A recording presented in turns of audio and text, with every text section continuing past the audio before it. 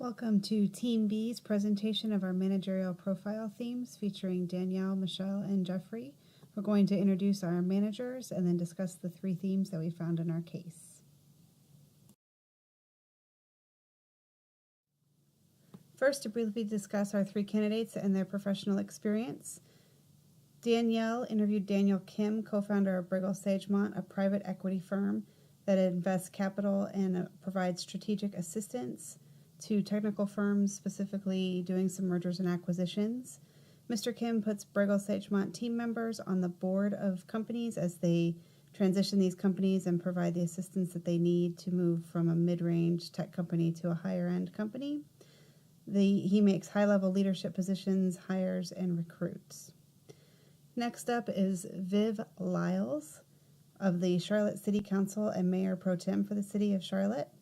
She reports directly to voters, is a visionary leader, and has developed her leadership through learning from her direct reports as well as from her constituents.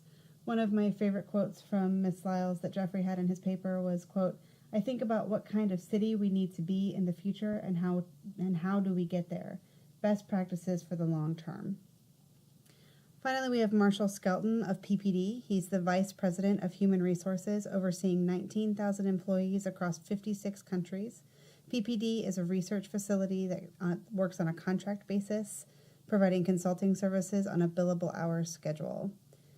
He works with the internal headhunters arm of the company to fulfill approximately 4,000 openings per year. The global mission of PPD is to improve health. Mr. Skelton works to apply this global mission to the employees and help establish a strong culture. In the course of interviewing these three people, we found three major themes when we compared our papers. The first was managing change. The second is talent recruitment and talent management. And finally, employee engagement and employee satisfaction in the 21st century. So we're each going to take one of these themes and discuss them in length. I'm going to start, Michelle, with change management. Then Danielle will do talent recruitment. And finally, Jeffrey will wrap us up with employee engagement.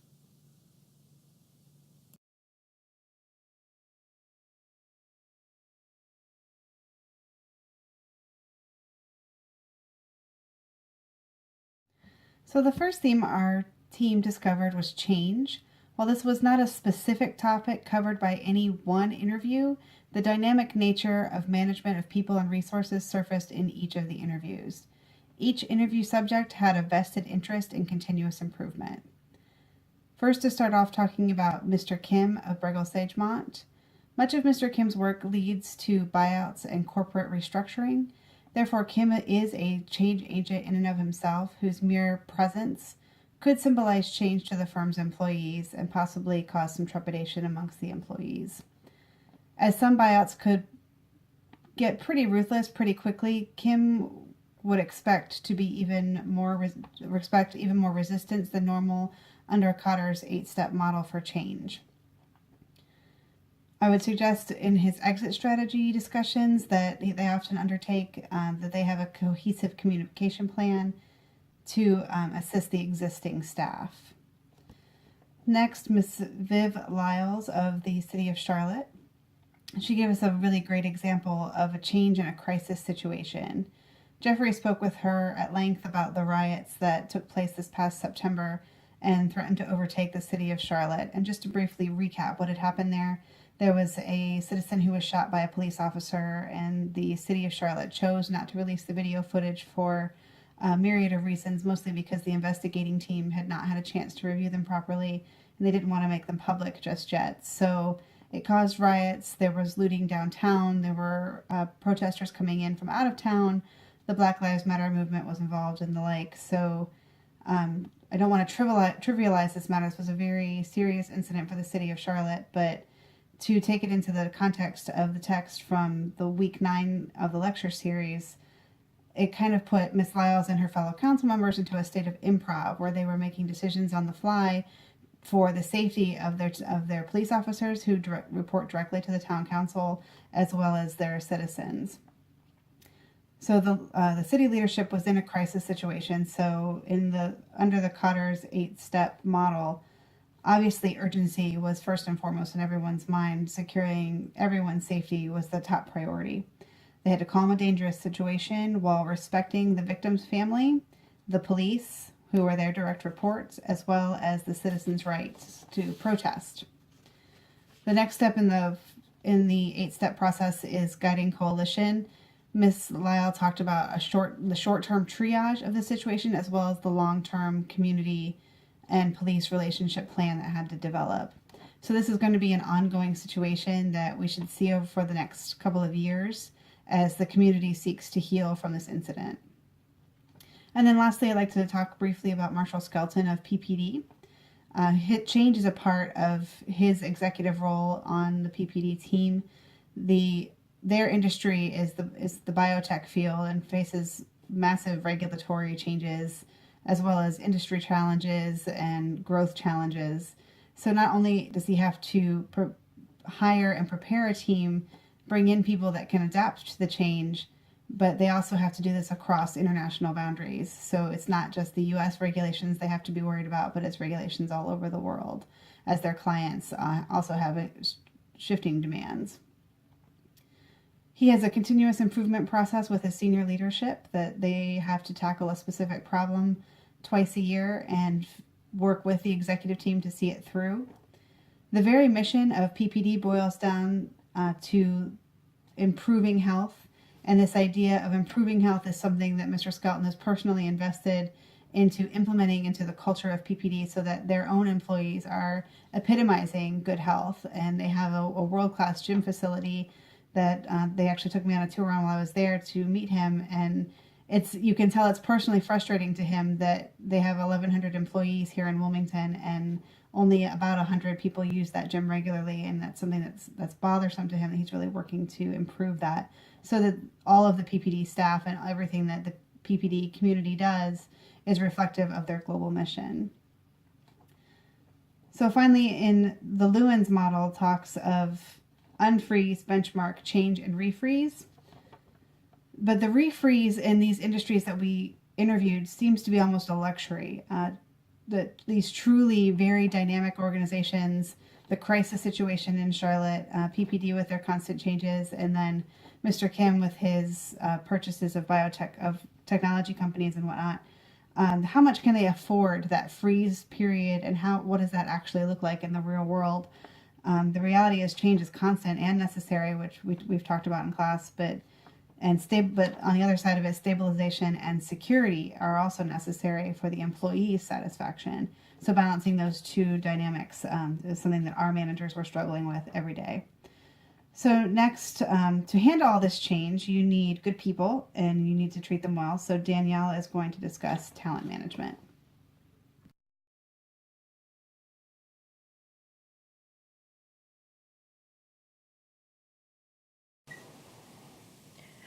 So, in reading the 3 managerial profiles, mine and my 2 teammates, Jeffrey and Michelle, we concluded there are some themes or some resounding themes amongst the 3 profiles that resonate with us. And 1 is managing through change, 2 is the talent recruitment and management, and 3rd is employee engagement and satisfaction. So, in discussing the talent recruitment and management, I think that is very crucial and something that I think with the company I profiled, that is kind of one of their bulwarks as far as trying to find the right prospects or the right candidates for the job, and of course being able to perform within that culture and also within a structure that helps them to meet the corporate objectives. But in speaking a bit more broadly, I think there are 4 things that comprise the whole talent recruitment and management process. And the first, of course, is the recruitment aspect. So I think it's important to, of course, find the right people that, number 1, will help you meet your corporate objectives, and then also number 2, who are going to fit within the corporate culture of the company for which you are hiring. And I think Briggle Sagemont has done a good job of that, given that they have partners and principals that were once a part of Goldman Sachs.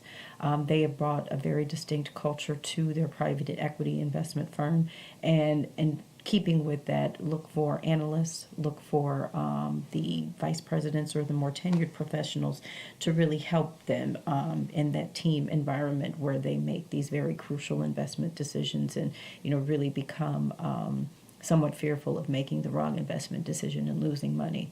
And again, in a broader sense, I think that's where it all starts as far as finding the right talent. And we've talked about a number of the methods and the techniques within class that we can use to help to screen candidates and also develop job descriptions that are very specific, something that will really help weed people out as you're going through that screening process. Next, I think, is the learning piece of it. I think that, again, in Bragle Sagemount, they've established a culture of learning where you have very junior very junior level team members working with very senior level team members, and they are part of that, a lot of that knowledge to the junior team members. So I think that speaks to Jeffrey's point about the engagement and satisfaction is giving employees a path to make them feel like they are being challenged to contribute to the sense of engagement and satisfaction within their positions. It also shows the employee that their development or their advancement, either in their current position or another position, is something in which or something that the firm values and is willing to help in that process as far as their corporate or their career advancement. Next, I think the performance aspect of it is also very critical. So we've seen we've talked a lot about the performance management and the performance appraisal process, and we see how some companies are doing this on an annual basis where they're providing feedback and also compensation based on that performance.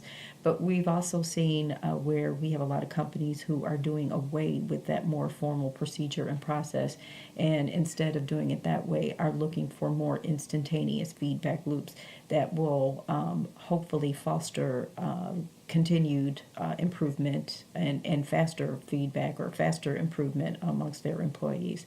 So I think that's also critical, is to make sure that employees know where they stand and how they're doing and how they can improve. And maybe that works for some companies in terms of doing it once a year, but for others, it may be that it's small enough or innovative enough and that they want to continue to provide more instantaneous feedback to employees in order to facilitate faster turnaround. I think the other part of that is compensation, and we talked about Hertzberg's two-factor theory, where we have motivation versus hygiene.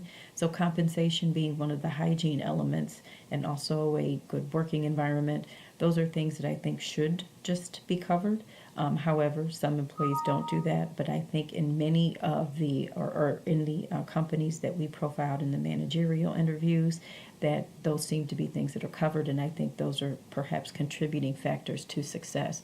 But to get at the root and get at the heart of what your employees need and to understand what are the things that are going to motivate them and what is going to drive performance for them, I think that is something that's critical and important. So they should not even be things that we really have to worry about if in fact what we're looking at trying to do is to maximize or optimize the performance of our employees. So I think overall, in the scheme of things, the talent recruitment and management goes hand in hand with managing through change and also with contributing or being a big contributor to employee engagement and satisfaction.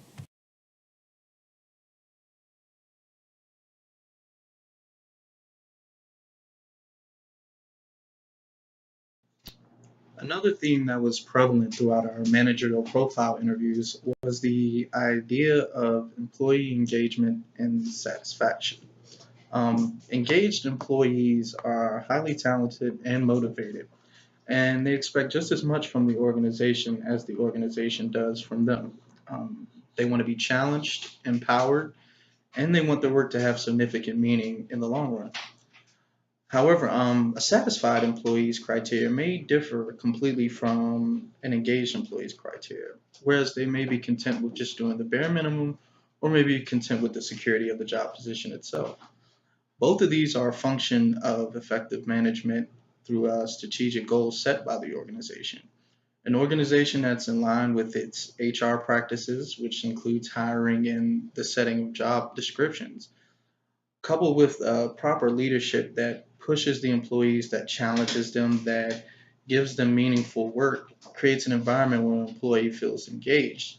However, if an employee is set with bad leadership, very little guidance, they may feel that their work is not as valued. They may feel as though what they're doing is not critical to the mission and therefore do not put proper effort into helping the firm maximize its potential.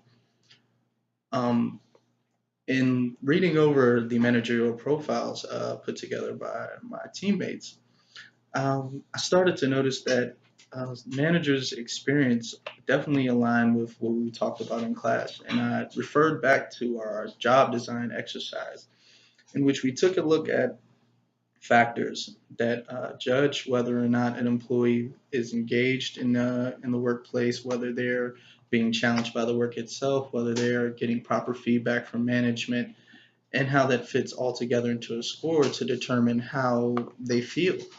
Um, the job that we looked at during our job design exercise, the employee was not challenged.